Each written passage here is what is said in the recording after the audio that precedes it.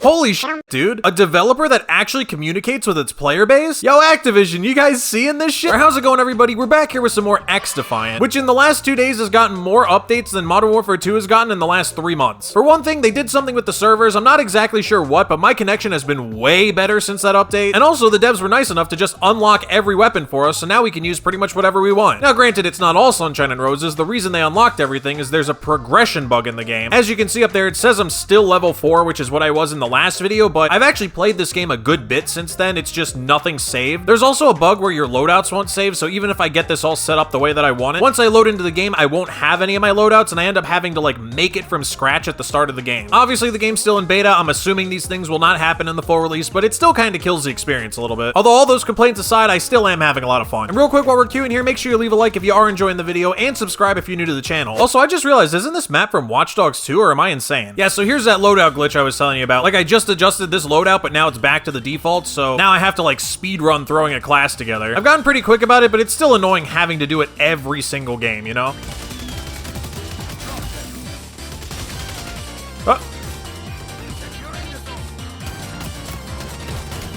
I am okay. Holy moly, dude, I can't. Yeah, I fucked up. I actually was playing a little bit of Call of Duty before recording this. I know I've seen a lot of people talking about like aim assist differences and stuff, and that's definitely a factor. But also, just from my perspective as somebody who plays basically every game on controller, the controller input just feels different. I was right in my last video when I said that my controller input feeling like off had more to do with the servers than anything else. Because once they fixed the server issues, that pretty much went away. But just the general way the character responds to your controller inputs in this game, it just feels different. Not even necessarily in like a bad way, it just is different. Which means obviously, you know, you have to adjust when you're going back and forth between the games. So it's probably gonna be a little bit until my shot feels like normal.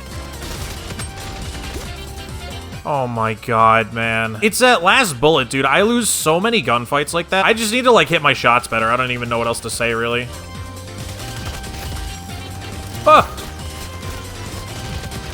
Why do I keep running into their entire team, dude? There is so much space on this map. What the fuck? Although, speaking of performances and getting outgunned and shit, I've seen a couple content creators trying to argue that this game actually does have some kind of skill-based matchmaking, basically saying that the more that they've played, the sweatier their lobbies have gotten, and everybody's using this advanced movement, and they're tracking really well and shit. But to be honest with you, I don't actually think that's the case. Got a nice, lovely picture of Arena right there, by the way. Let's try the MP7, actually. I don't think I've ever used this yet. I will say, this whole making your loadout thing before the game starts really is starting to bug me.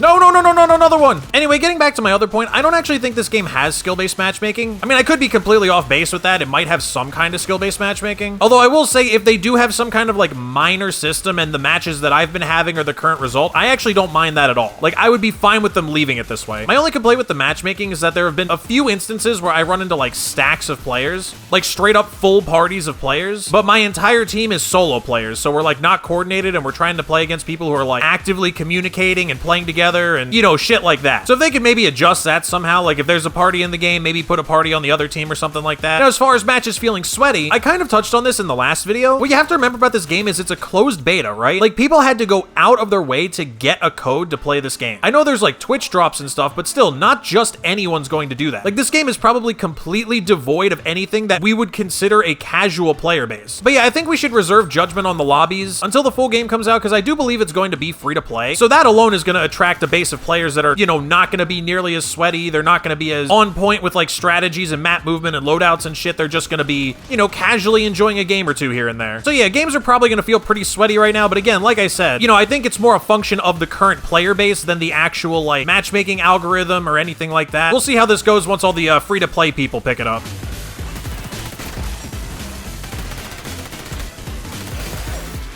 I'm not gonna lie, this MP7 doesn't actually feel too bad. I'm not a huge fan of the recoil pattern, but I mean, that could probably be fixed with attachments. I basically just threw a bunch of random shit on because I had to. If I had time to like sit down and actually put a loadout together, I imagine I could make it a little better than this.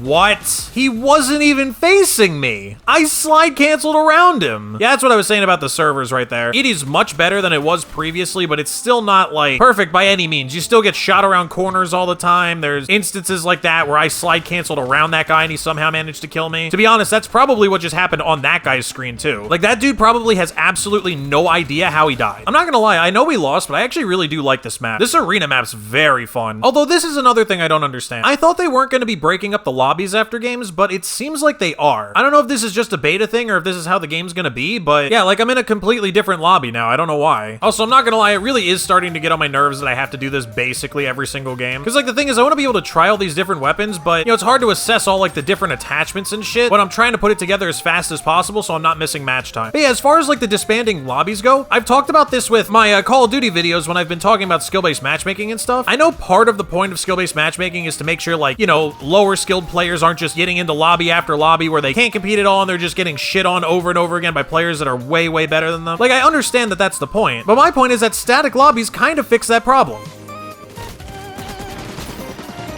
I can't believe I got away with that. And then I just get slapped in the face. I deserved that, let's be honest. But yeah, having static lobbies kind of fixes that issue, right? Because whatever caliber player you are, unless you're literally the worst player on the entire game, eventually you will find a lobby that you can at least, like, compete in, right? Maybe you're not stomping, but you're gonna at least be able to function. You're gonna be able to, you know, not go triple, quadruple negative, and actually be able to contribute and have a good time, right? And when the lobbies don't disband, you have the option to stay in that lobby. Yeah, other players might come and go, and you usually end up only staying until eventually the lobby cycles through and it's not fun anymore, but that's like part of the charm of these FPS games. Like, you can pick and choose your experience. If you get into a lobby you're enjoying yourself in, you can stay. Or conversely, if you get into a lobby and you just get absolutely trashed on, you can just back out and you never have to play it again, right? The problem with the matchmaking systems as they stand now is you don't really have that option anymore. The game is essentially going to force whatever lobby it wants onto you. Now, obviously, this is more annoying with a game like Call of Duty that has skill-based matchmaking, and it feels like the game is trying to impose a certain experience on you whether you want it or not. But with a game like this, it's just, you know, every lobby is going to end up being completely up to chance, because there's no skill-based matchmaking, so every game you might get a lobby of complete bots, or you might get a lobby of pro players. And you have absolutely no idea or any way to navigate that, because you don't have the option to stay. So long story short, that is absolutely one thing I think they should adjust for the full release of the game. Please let the lobbies not disband. And also, why do I keep just walking into their spawn and 7 people appear around me? I'm like, I don't understand this. Is this my luck? Am I just navigating the map badly? What is happening here?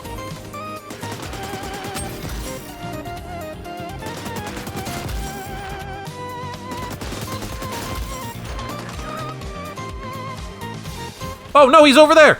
I really thought he was right in front of me, dude. I don't know what's wrong with me. And then the last thing I wanted to discuss was, I've seen some people saying that this game's never going to be able to succeed because Ubisoft is going to end up, like, abandoning it right away or abandoning it after a short period of time or whatever. But to be honest with you, I'm not really sure why people are saying that. Like, yeah, obviously Ubisoft doesn't necessarily have a track record of managing a game on the level of, say, Fortnite long term. But I don't know, it seems like they've done a pretty good job with, like, Rainbow Six, for example. I don't really follow For Honor, but I'm pretty sure that game's still getting some stable updates here and there. So yeah, I'm not really sure where this narrative of, oh, Ubisoft's going to just abandon the game after a short period of time is really coming from.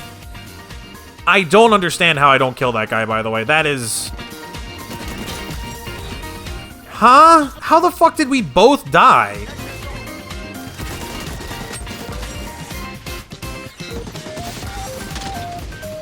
What the fuck is going on? I see 2 people slide cancel around the corner into death. What is... Hello?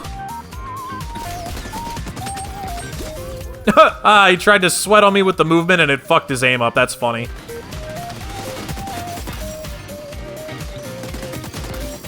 No, no, no, no, please! Why are there always 3 of them, man? Like, there's only 6 people on a team. How am I constantly running into everybody? Nice, I hit level 5 for the 18th time at this point, probably. Hey guys, the zone's over here. Can we do objective gameplay, please? All right, my team just doesn't care, I guess. That's fine. We don't need to win. I didn't care about winning anyway. I'll just get a few more kills and, you know, that'll be that. GG, what can you do? Well, anyway, that's about it for this one. I'm back to level 4 again, by the way. Like I said, complaints aside, XDefiant has been very fun so far. I truly do hope this game succeeds, if for no other reason than just to give Call of Duty some competition. But also, it'll be nice to have an alternative in the event next year's game sucks too. And yeah, as always, if you did enjoy this video, definitely make sure you leave a like and subscribe if you want to come back for more content. That's about it. I'll see you guys in the next one.